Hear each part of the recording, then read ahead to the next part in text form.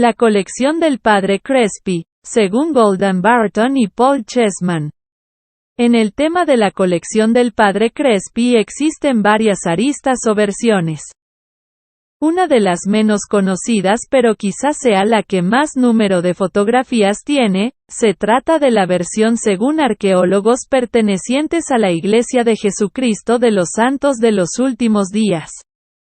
Uno de los protagonistas de este relato es Jake Barton, nacido en 1928, fallecido en el año 2015. Si usted es de las personas que posiblemente se aburra en simposios o museos, no le recomendamos que vea este video, salvo su criterio personal. El siguiente video consiste de un relato del señor Barton refiriéndose a un viaje que hizo él junto al Dr. Paul Chessman, arqueólogo, en el año 1976 a Ecuador. En la parte inferior del video verán imágenes de la colección de Crespi, no solo aquellas fotografiadas por los miembros de la Iglesia mormona, sino imágenes de otras fuentes con la debida referencia. Asimismo, en el video encontrarán ciertas traducciones realizadas por Kurt Schildman a ciertos artefactos de la colección de Crespi. La comunidad científica y académica refuta la veracidad de la colección del Padre Crespi. El principio de esta negación radica en que la colección del Padre Crespi presenta objetos con grabados, inscripciones, símbolos y alegorías del Viejo Mundo.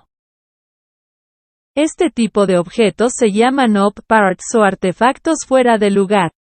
Debido a la longitud del video, tuvimos que recurrir a los subtítulos de YouTube, por lo que ciertos errores, malas lecturas u omisiones son comentadas o corregidas usando un asterisco.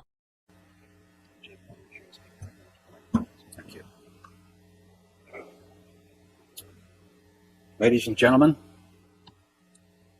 academics, scholars, students, explorers, adventurous, and fellow travelers.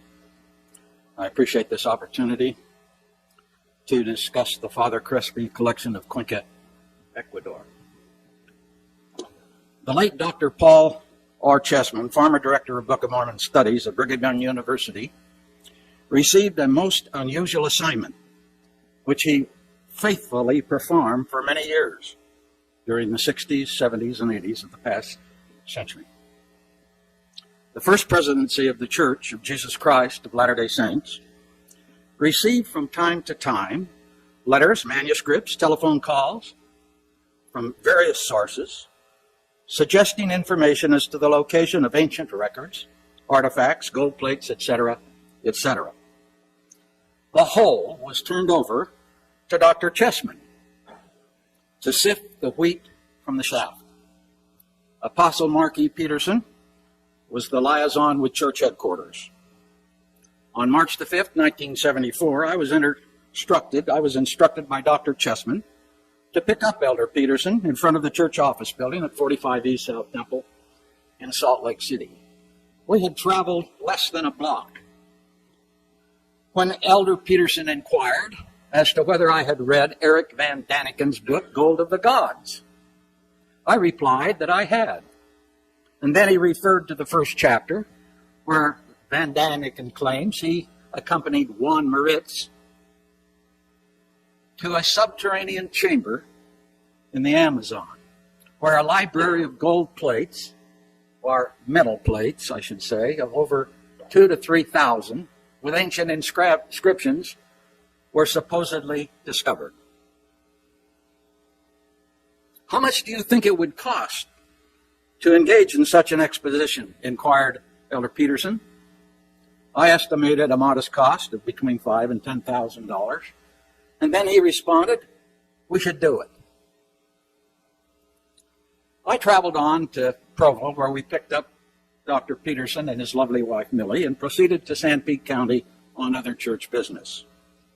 I heard nothing more among my passengers as to the subterranean world of the Amazon. Dr. Chessman was an impressive individual with a keen intellect, a charismatic nature. We become good friends. He trusted me, and on a number of occasions we consulted and traveled together as he sought to fulfill his assignment from the First Presidency. I laughingly suggested I was happy to be his valet for the privilege of just tagging along. I happily documented the events as he photographed and studied the various projects. He would introduce me as his research associate, and I was given complete access to all of his files. Such was our mutual trust. In August 1975, Dr. Chessman, myself, and two other friends, Noel Parkin and Wayne Hamby from the Salt Lake Valley, flew to Ecuador for the purpose of interviewing Juan Moritz. The appointment had been arranged by Dr. Chessman through Moritz's attorney, Matthias Pena. We arrived at the office of the attorney in Guayaquil at the appointed time on August 18, 1975. We were disappointed when Pena told us he had been able to reach Moritz, who was attending to his mining claims in the jungle. We had traveled a long distance to meet the phantom prospector. During our conversation with Dr. Pena, he gave us a history of his relationship with the elusive Moritz. He suggested that he could verify the claims of Mr. Moritz having spent some 12 days with 6 other Ecuadorians in an exploration of the subterranean chamber. He said that a misdrop of food supplies brought their exploration to a short or an early end. He was unable to verify the metal library of 2,000 to 3,000 plates. Disappointed that we were unable to meet Mr. Ritz, Dr. Chessman informed us that he had an additional appointment that might help to confirm the veracity of the Amazon subterranean world of Juan Moritz. He had previously photographed what he described as an amazing collection of ancient artifacts in the custody of Father Carlos Crespi in the city of Cuenca, an hour's flight from Guayaquil, which we took. Now let's see, how do I push the space bar? Just hit the button.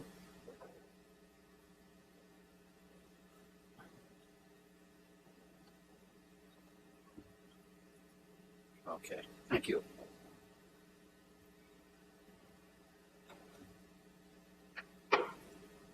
Dr. Chessman had arranged us to meet the Catholic priest and view his antiquity collection. It is this collection that I have been asked to direct this presentation. High in the Andes Mountains of Ecuador lies beautiful Cuenca, a peaceful city with red Spanish tile roofs, worn cobblestone streets. Townspeople go about their daily business, happily trading with each other, and the native Indians who populate the hills and valleys surrounding the village. The Indians speak the tongue of their Quechua ancestors, who watched the sun rise over the Amazon hundreds of years before.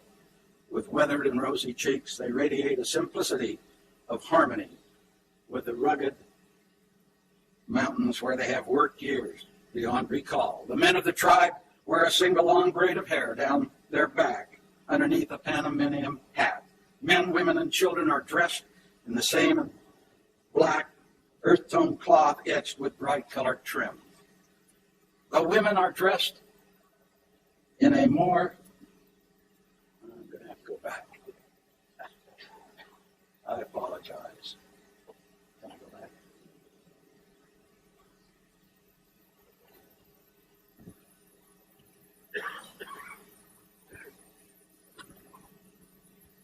Not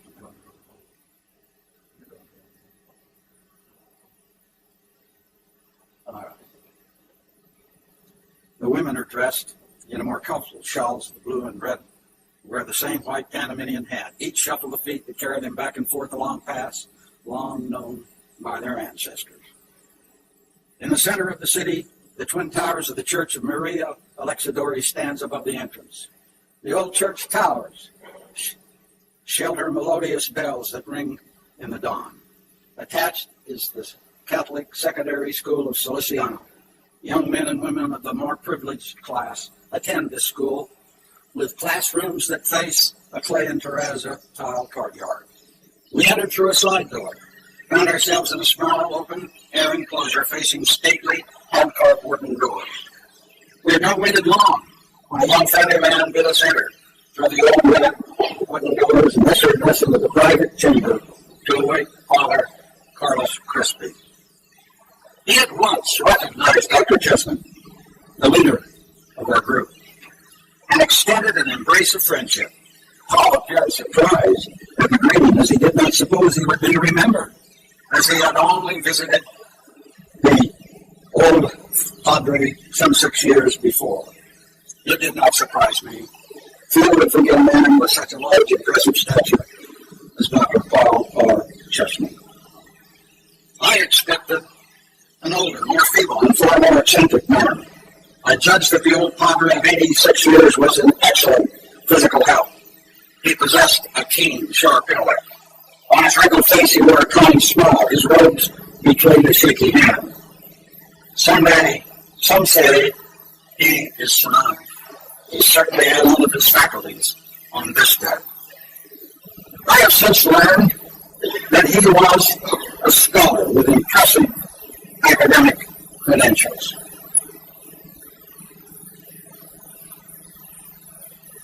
Doctorates in anthropology, engineering, music. His list of accomplishments, long before we ever met him, is well known. At the end of his death, or his life, the Ecuadorian government awarded him the illustrious son of Cuenca. In 1982, at his death, Italy conferred the Medal of Merit of the Republic upon him. Indeed, his credentials are impeccable.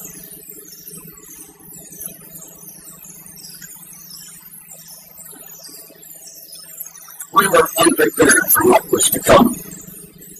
Crespi took a large key from the ring that hung from a braided belt around his robe. He moved to an obscure wooden door and turned the lock. He and his helper disappeared into the dark room. They reappeared with a large piece of metal that had been molded and hammered into a long sheet. It appeared to be gold. The metal was inscribed with curious forms of artwork. I asked our good-natured leader to pose for a photo, holding the plaque. Now, Paul was not one to do a lot of clowning, but I treasured this picture. The next object was a gold mask. Cameras began to click.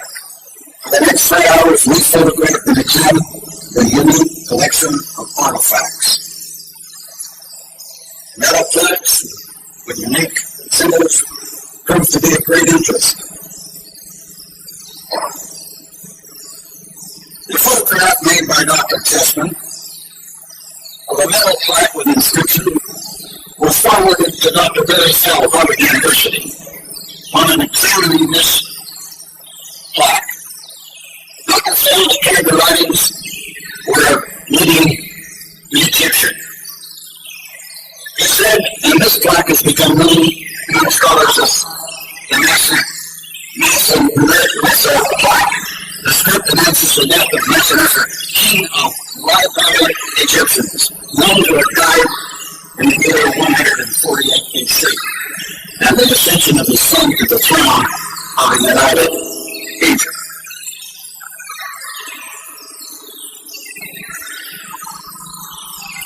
Among the artifacts were numerous round pieces of metal with obvious Egyptian vision and old weird arch motif. Plaques of various metallic compositions with unique inscriptions were brought from the room and photographed. Small tablets with ancient inscriptions were also part of the collection. A cast as Father Crespi exceedingly elucidated the story of the age-old treasures. Restraint was a little hard to maintain, as each of us stretched our necks. The eyebrows were so low and room next to the room. We covered the doorway, entering through steps inside the unit. Let's take off room camera. As I was hoping to catch him on a certain strip bill. We photographed the place. I right ahead, Father Crespi finally took his fingers and joined two bare wires together, turned on the light, and began to steady the wheel.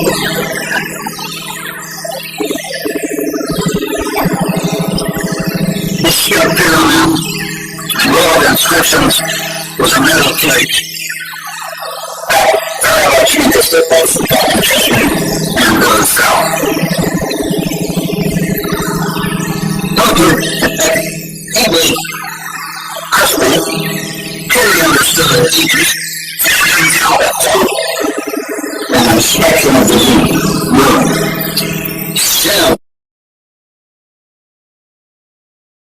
for these years hours and for the Western years, still they needed levels of mass, stances, strange proportions. Stacked into the ceiling were hundreds of large cardboard pieces on which were woven with bracelets, earrings, nose rings, necklaces, some untarnished by time. Alzheimer's pills, spirits, cups, and water stone were stacked everywhere. Father Crespi's mysterious room was overflowing with the realm was overflowing with objects from the forbidden lands.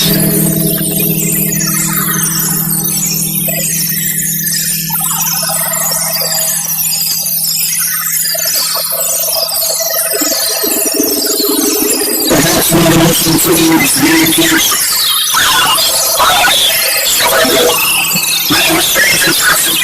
artifically, some engraving, photographs, and symbols. Many were engraven and replaced with engravings of animals, the alphabet, with the German cross recorded etched into the metal. We spent the afternoon with Father Crespi, Dr. Chessman, more Parker Baker from Mount. Graduate student from University, Craig Anderson, a Utah State University Research Associate and advisor in agriculture to the Ecuadorian government. He has to design perfect house.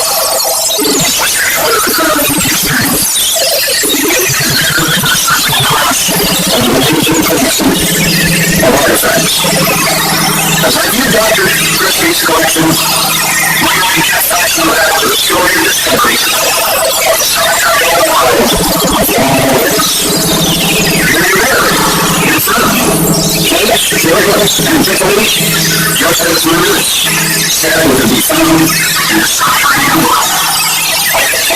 Photographed from the set, the artifact, in our opinion, were rare and genuine. This is the collection of Coleccion. This is inside. The system of the question shows us additional choice. We asked the old priest how he came by such a marvelous collection. He told us he had been a parish priest for over 50 years. And he studied at the University of Alabama in college. Archaeology or kind of interest. It's a sign of a beautiful sense of food. So we're going to move into detail. We have long then I have a look. We have given an opportunity to further his archaeological interest. It's based across the line. The religious celebrations over which he presided are a wholesome events, bearing gifts to the kind of priest. At the end of the baptism marriage, following death. This collection began to grow. After 50 years, they filled many rooms. The museums themselves have housed the collection. But a few years previously, it had been set apart from the act of arsons. Two studies, 3 full rooms of the artist. All of them are relatively obscure. important things. One field with items of curious antiquity and the last room a treasury of gold artifacts.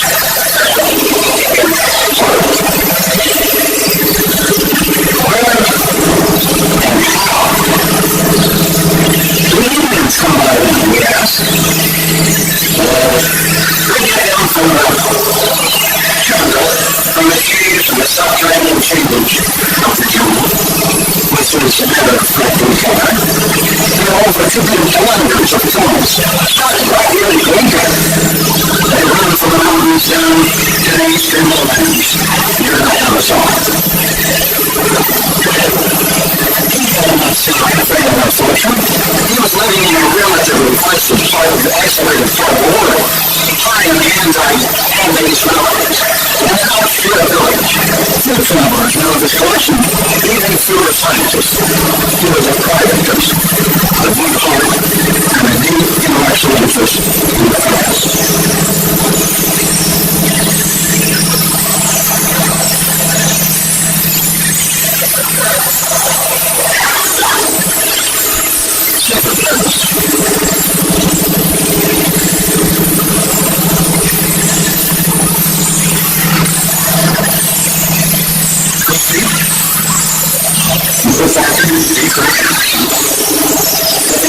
Citizens circles, again, some of them on the way. This country was a separated world. From the caves of the Amazon caves and the highlands of the Andes, whispers the voice of the hospital. Lots of familiar to the light of day because of the crowd of Catholic truth. There's life on the end of his country. Only as a side note, I believe that the case for elephants in America past has never been within the 90s or 19 has long since been proven to be true. Nevertheless, the presence of elephant inscriptions on the caves, including some tablets of concern, computers to guide, or a photograph of a medicine on display in the National Museum in Chile, Ecuador. Having completed our reading this evening for the history for the tree, I was left upon the question of the Chessman Computer. Students who made this prediction in the Amazon jungle, the third day of the season, one of the latest harvest curriculum, surely the Crespi collection and its knowledge of the end-ends of Ecuador supported the necessity of putting in contact with one artist. There would be time. That day would come. And another day, another time. But there is another story awaiting another presentation. Well, the Crespi collection did they started in 1875 under the direction of Dr. Chessman, who had been detained in Argentina on another contract. He was in Africa to learn women in English. One is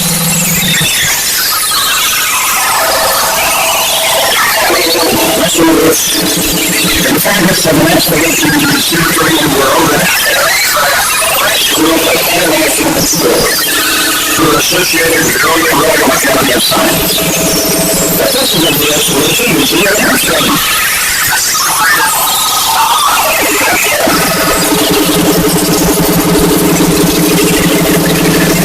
There are all those who did remember this. The expedition ended after nothing less than 100 miles of the caves and two. And without it, discovery of the celebrated America. The science needs to be here, and it's never correct for the day.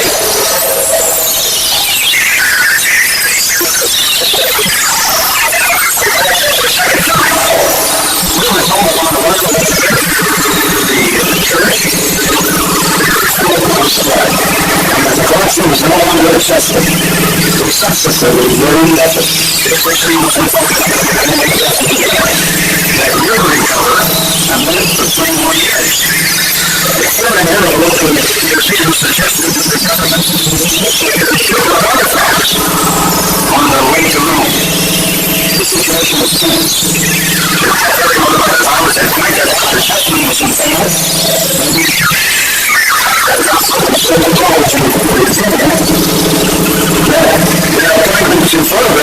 collection have been censored. We have since learned the file history was denied access to his collection for decades until the time of his death. Chronology is as follows.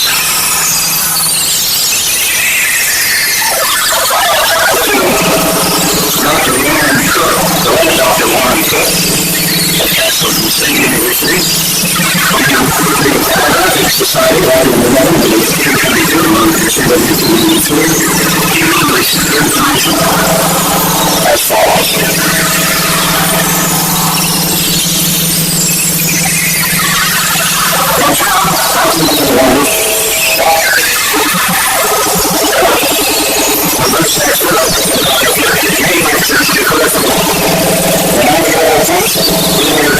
After he took him outside of the church.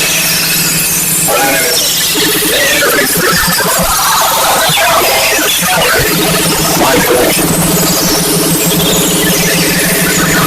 Specialists were appointed to separate the wheat from the chaff.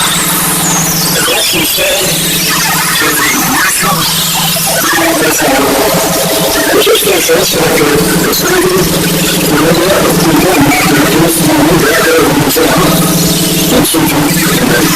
Central Black Hill, both archaeologists went through the collection to sift the wheat from the chaff. 300 pieces of ceramics are said to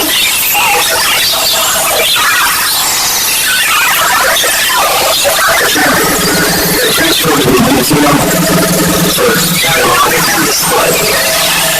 They judged ruthless.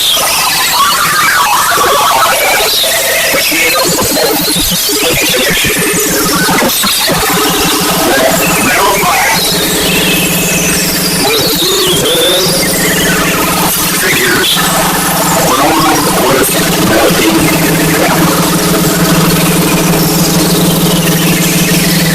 There was a nucleus in collection of metallic objects, including the Chessman fell, this massive clock, the Chessman fell, and Chessman statue, the Roman goods, elephant stela, the silver and gold photograph of Chessman Barton, Henry Anderson, and Padre.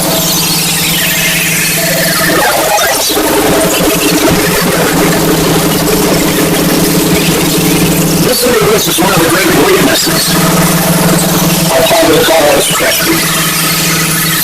His brilliant movie was only exceeded by his big heart.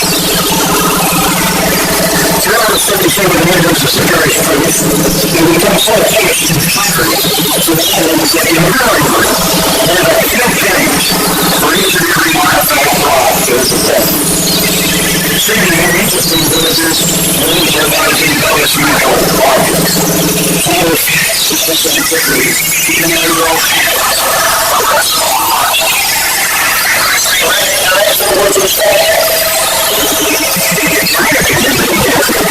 I can attach to the final picture and even film with all these facts and bonus material. The service line that suggested there was no need to photograph any of the main chapter collections. This video knew the difference between the genuine and the counterfeit. It simply could not resist even the whole given congregation.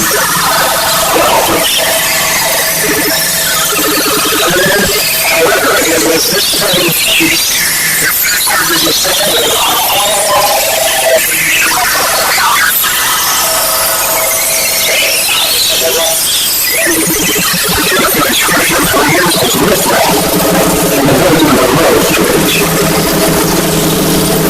some other facts rejected by the so-called experts were all like people proportions of their own.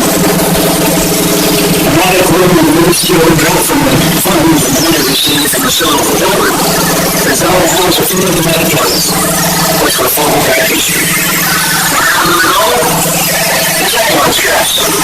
They call it lithium, Tina, to be pulled down, would suggest their faith. Everything means that it's a sin. This thing doesn't feature everything. Dr. Marty Pearson, Dr. Paul Chessman, area. My uncle, Uncle Carlos Crespi, of all Canada. I left that time as I sit by the fireplace. I felt the breeze on my cheek on a warm summer evening. Let's get through the something with the